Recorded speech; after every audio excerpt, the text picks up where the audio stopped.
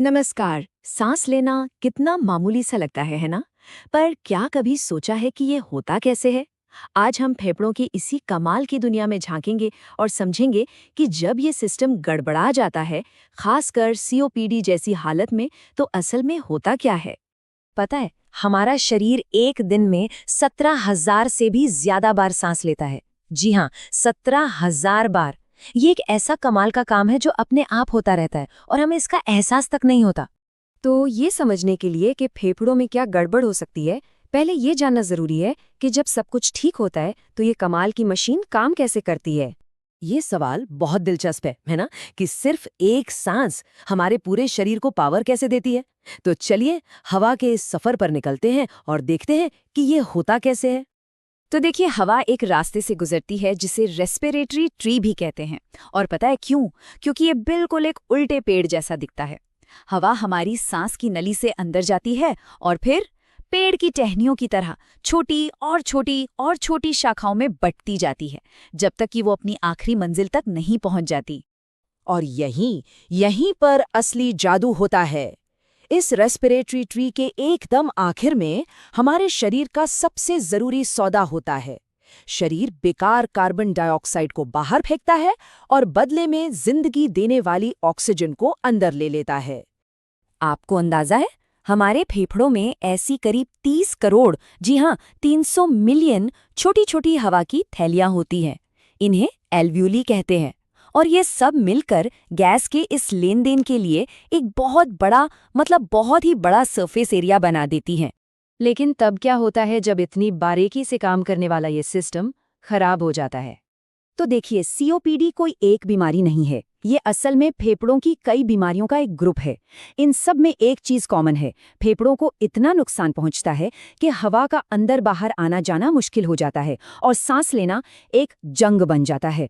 COPD के दो सबसे आम रूप हैं। पहला है एम्फिसीमा। इसमें क्या होता है कि वो जो छोटी छोटी हवा की थैलियां थी ना, वो डैमेज हो जाती हैं। और दूसरा है क्रॉनिक ब्रोंकाइटिस। इसमें सांस की नलियों में सूजन आ जाती है और वो बलगम से जाम हो जाती हैं। तो सवाल ये है कि आखिर इस सिस्टम के खराब होने की वजह क्या है? कौन है इसके असली गुनाहगार? चलिए पता करते हैं। देखिए, इसके कई कारण हो सकते हैं, लेकिन एक सच जो बार बार सामने आता है वो ये है कि ज्यादातर मामलों के पीछे सिर्फ एक बड़ी वजह है, और वो है लंबे समय तक तंबाकू या सिगरेट पीना।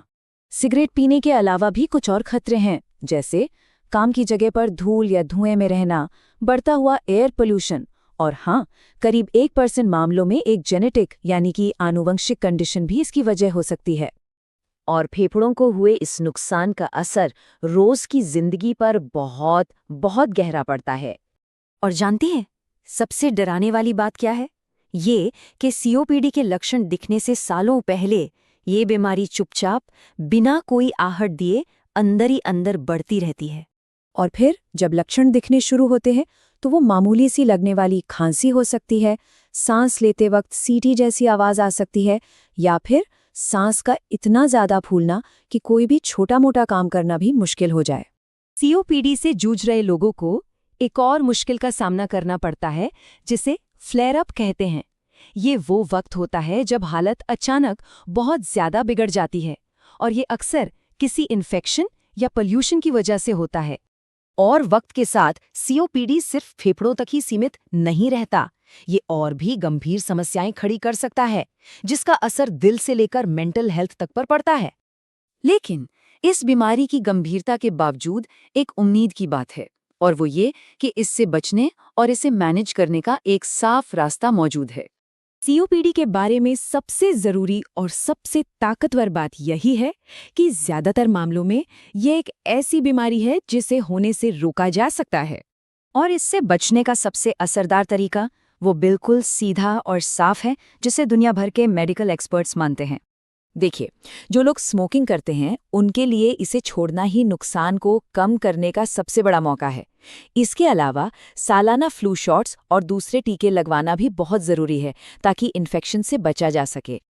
तो सोचिए, हमारे फेफड़े दिन में 17,000 से ज़्यादा बार सांस लेते हैं, बिना थके, बिना रुके।